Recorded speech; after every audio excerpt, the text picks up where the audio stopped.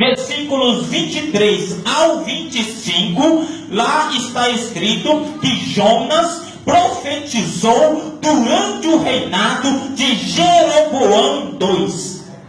Louvado seja o nosso Deus. Isso aconteceu cerca do ano 760 antes de Cristo. Este fato ocorreu durante o século 8 antes de Cristo. Esse texto, ele nos chama a atenção que Deus, ele chama o profeta Jonas, filho de Amitai, e lhe dá uma ordem: vai e clama contra Nínive. Vai até Nínive e clama contra ela, porque a sua malícia subiu até a mim. Nínive era a capital da Síria. Ela foi fundada por Nimrod. Se olharmos o livro de Gênesis, no capítulos 10, versículos 9 ao 12, nós vamos ver que a cidade de Nínive foi fundada por Nimrod. Depois, com o passar do tempo, ela se tornou a capital da Síria. Porém, com o passar do tempo, os homens daquela cidade foram se corrompendo a cada dia mais, a ponto de esta cidade ser conhecida como a cidade dos ladrões. Porque os ninivitas, eles oprimiam as nações vizinhas, eles invadiam as cidades vizinhas e levavam o seu despojo, a sua riqueza, para que eles pudessem se enriquecer. Nínive era uma cidade grande, era uma cidade poderosa, mas como eles alcançaram essa riqueza? Através da trapaça, através do roubo, através da matança, através da crueldade. E todo homem que se levantava contra Nínive era torturado, e muitas das vezes este homem era torturado até a morte. Este pecado chegou diante de Deus, e Deus disse: basta, chega, vai lá, clama contra esta cidade, porque eu hei de destruí-la. Deus destruiria aquela cidade, porque o salário do pecado é a morte. Aleluia! O salário do pecado é a morte. Aquela cidade estava entregue ao pecado. Tudo que eles faziam eram práticas pecaminosas que desagradavam aos olhos de Deus. E Deus chama Jonas e o envia até aquela cidade. Só que Jonas, ele disse consigo: eu vou lá não. Fugiu. Tentou fugir da face do Senhor. Ele foi até Jope, que era uma cidade portuária. Chegando em Jope, ele achou um navio que ia para Tarsis. Ele pagou a sua passagem e embarcou no navio para ir com aqueles marinheiros para a cidade de Tarsis. Entrando no navio, achando que realmente ele havia fugido da presença do Senhor, ele desce ao porão do navio e começa a dormir. Um profundo sono. A Septuaginta diz que Jonas dormia e roncava. Só que ele esqueceu ou não sabia daquilo que o salmista Davi escreveu no Salmo de número 139, do versículo 7 ao versículo 12, que diz: para onde me irei do teu espírito? Para onde eu fugirei da tua face? Se eu subir ao céu, tu ali estás. Se eu fizer a minha cama no inferno, tu ali também estás. Se eu tomar as asas da alva e habitar nas extremidades do mar, até ali a tua mão me guiará, a tua destra me sustentará. Se eu disser que as trevas me encobrirão fugirão de ti, as trevas na roda de mim se tornarão luz, porque para ti a noite e o dia são a mesma coisa, porque nem as trevas podem me encobrir de ti. Não existe como fugir da presença de Deus.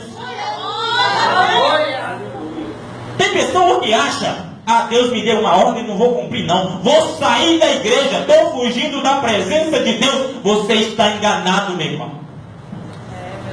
Não existe lugar onde você vá que os olhos de Deus não possam te contemplar.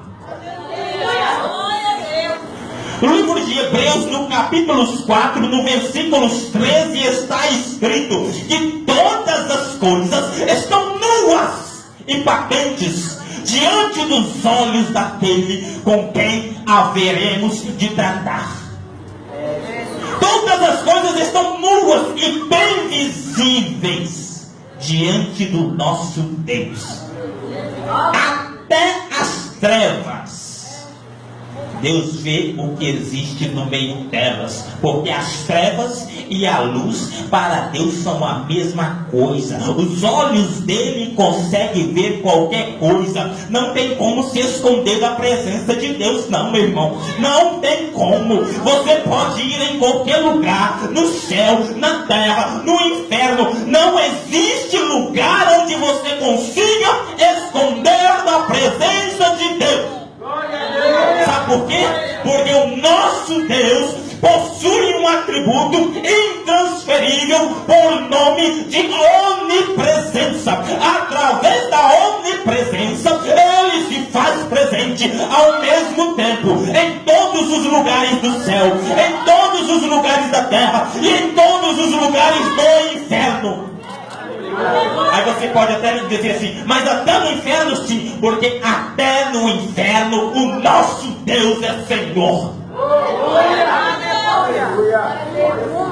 Louvado seja o nosso Deus.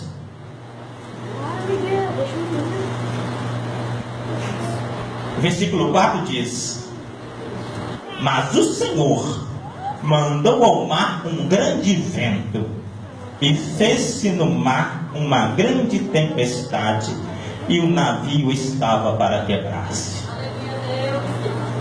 Jonas achou que estava escondido de Deus.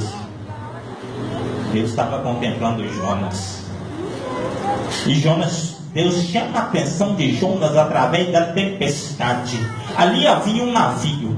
A Bíblia não diz quantos marinheiros existiam dentro deste navio, mas de acordo com a história eram muitos, não eram poucas pessoas que se encontravam ali. Com pouco veio uma tempestade sobre o navio, fora de época, porque naquela época só se viajava de navio nos dias calmos do verão. Ninguém se lançava ao alto mar em pleno inverno. Ninguém se lançava em alto mar em época de chuva. Ou seja, aquela chuva caiu sobre aquele navio fora de tempo. Não era para estar chovendo. Mas aqui eu aprendo que todas as coisas obedecem à ordem do nosso Deus. Ele é Senhor de tudo. Até a natureza obedece à ordem do nosso Deus. Ele tem controle sobre o vento. Ele tem controle sobre a tempestade. Ele tem controle sobre tudo na sua vida, meu irmão. Ele tem controle sobre tudo na sua vida, jovem. Às vezes você acha, está difícil. Deus está te contemplando. Ele está te vendo. Ele sabe por qual situação você tem passado, e Ele se faz presente na sua vida.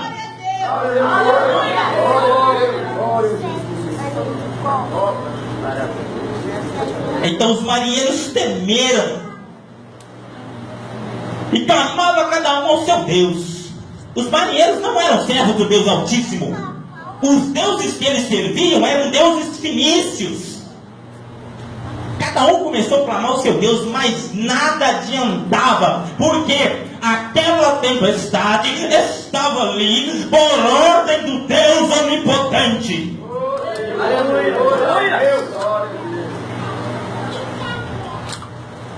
E cada um começa a clamar ao seu Deus desesperadamente. E eles começam a lançar as suas fazendas ao mar para aliviar o peso do navio, porque o navio ia quebrar-se. Ia morrer todo mundo afogado. Eles viram que ali havia uma certa ira de um certo Deus. Por isso eles começaram a invocar aos seus deuses. Porque eles sabiam, tempestade fora do tempo, tem dedo de Deus no meio disso. Existe uma força sobrenatural atuando aqui. E o capitão do navio desce ao porão do navio. Quem ele encontra ali? Jonas, dormindo e roncando. Aí a Septuaginta diz que o capitão do navio o acordou com uma certa violência e disse para ele: desperta, dormente, clama ao teu Deus. Talvez assim Deus se lembre de nós para que não pereçamos. Eu vejo aqui um ímpio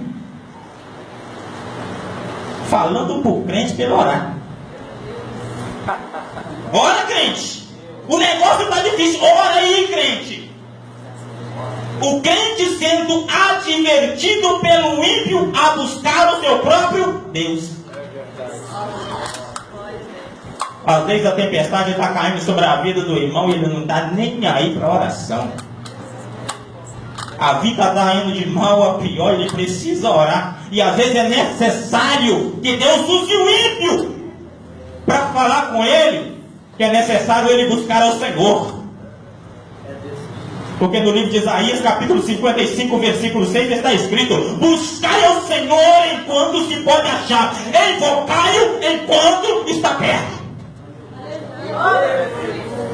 Louvado seja o nosso Deus. E Jonas se levanta e dizia um ao outro: vinde, lancemos sorte, para a gente saber por que essa tempestade veio sobre nós. Tem algo errado.